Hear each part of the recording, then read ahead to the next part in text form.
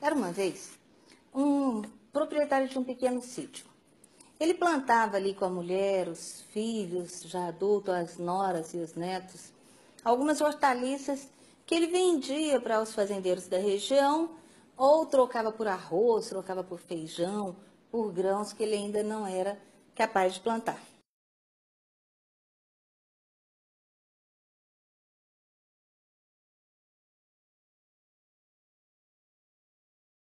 Ocorre que um dos fazendeiros cismou que ele queria aquele sítio para anexar as terras dele. E o chacareiro, o dono desse sítio, ele não tinha interesse em vender, por quê? Porque dali ele retirava o sustento para si, para os filhos, gostava de morar naquele lugar, de viver ali. Então, eis que o fazendeiro ofereceu dinheiro, ele não quis, e aí o fazendeiro, que era muito influente na região, decretou uma lei para os seus amigos. Ninguém mais compra nem vende nada para ele. A hora que ele estiver na lona, ele vai ter que vir e me vender o sítio.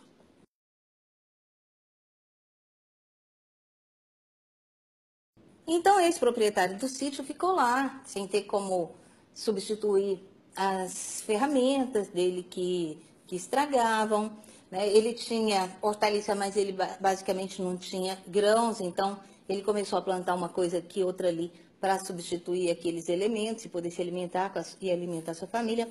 E ele percebeu que ele ia ter que desenvolver uma tecnologia própria, dentro daquela ausência de recursos, para poder suprir as necessidades da sua família. Então, ele foi fazendo ferramentas, ele foi desenvolvendo técnicas de solo para fazer plantio de arroz, ele começou a criar ali algumas galinhas, então ele tinha ovos, mas com o tempo ele foi percebendo que algumas ferramentas sumiam, desapareciam. Eles podiam ter tido um trabalhão enorme para criar aquela ferramenta a partir do nada, e aí do nada ela desaparecia. E aí ele atentou e ficou observando e percebeu que, na verdade, o neto dele saía e levava essas ferramentas. E quem comprava era esse fazendeiro. Ele dizia para o neto dele assim: tudo que você conseguir trazer, eu vou comprar. Por quê? Porque esse fazendeiro comprando, ele ia enfraquecer a condição de trabalho do dono daquele sítio. Então, o projeto dele ficava mais viável. Daqui a pouco era só ele ir lá e fazer uma oferta pelo terreno.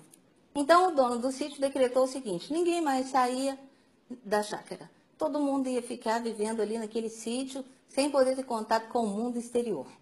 Horrível e brutal, na verdade, é um cerceamento da liberdade.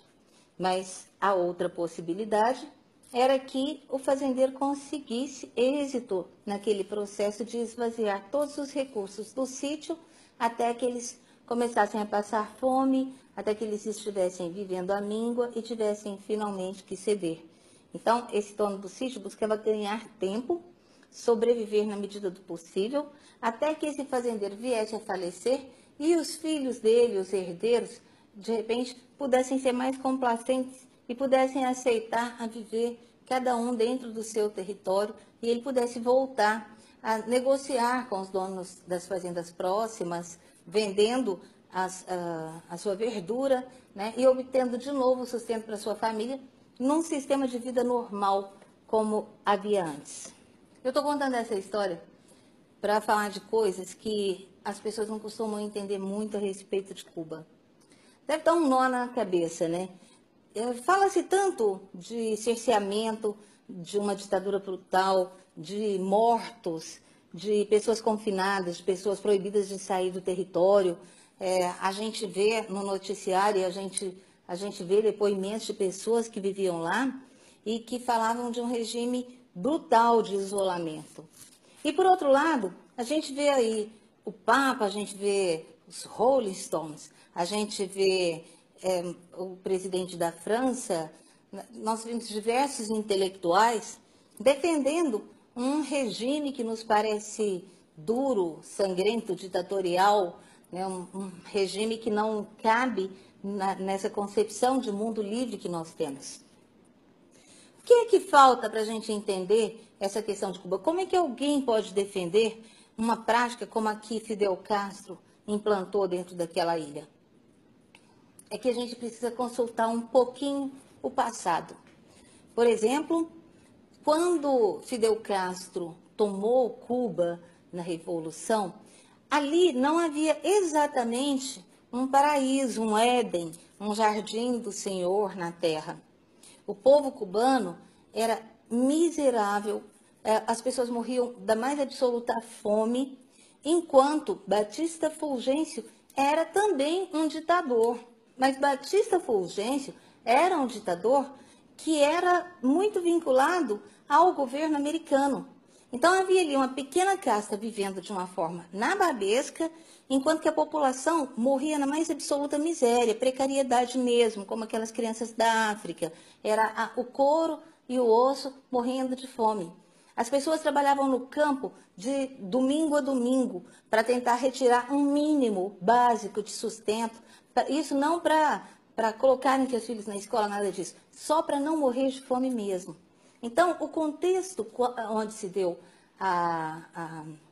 aquele conflito, onde Fidel Castro se juntou a Che Guevara e foi lá e tomou o poder de Cuba, era um contexto que teria sangrado os olhos de qualquer pessoa de hoje que se mostra revoltado com Fidel. A revolta seria muito maior de ver o estado de pobreza e de miséria em que aquelas pessoas viviam.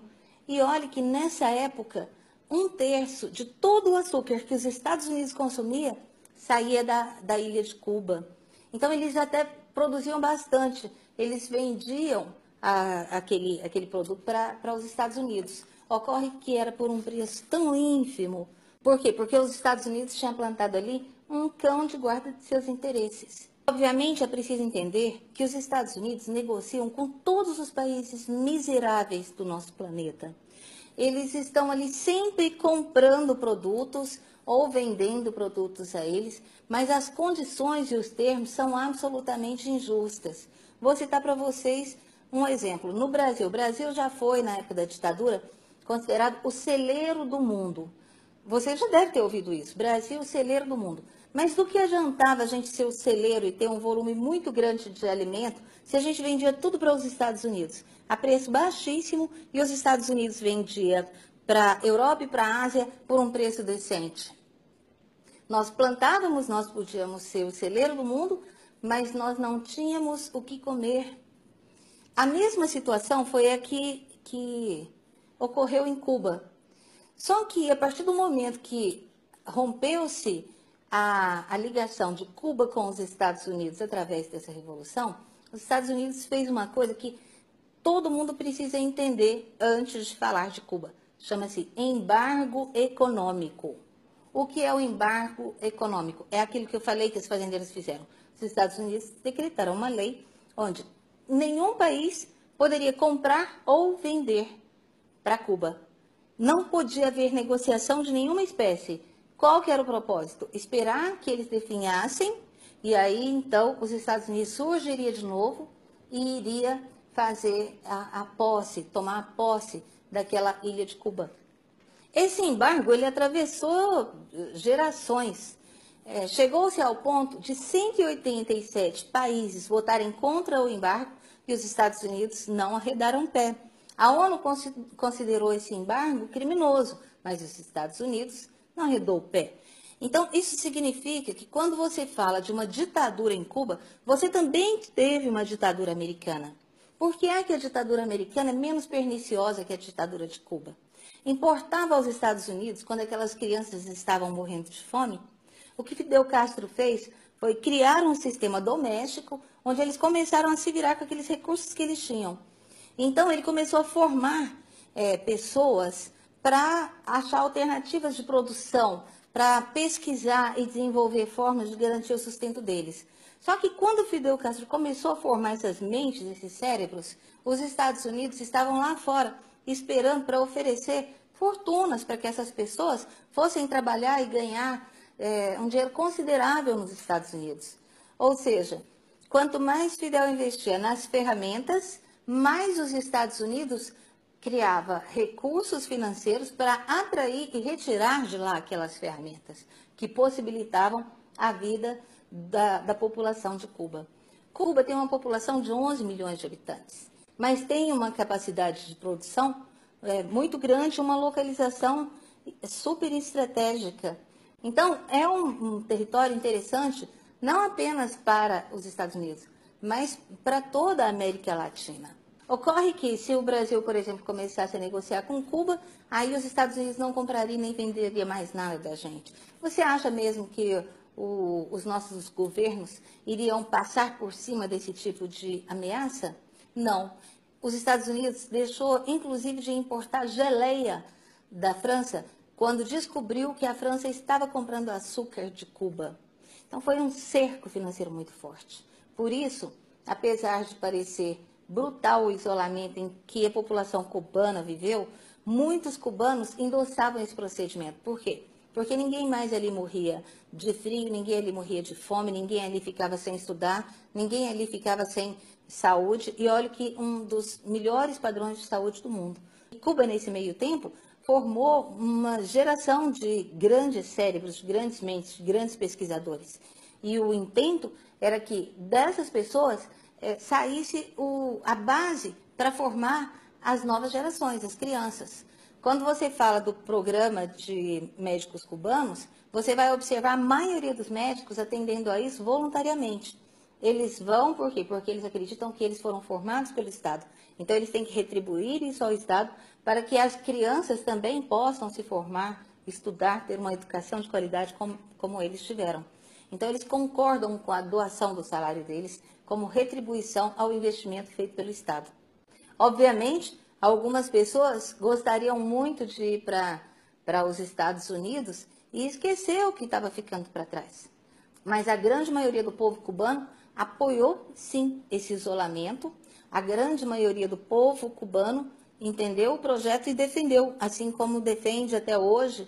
E hoje que o país está se abrindo, graças a interferências internacionais, está se abrindo porque foi decretado o fim do embargo econômico. E olha que foi a civilização ocidental que forçou os Estados Unidos a finalmente romper com esse tipo de boicote e permitir que Cuba negociasse livremente.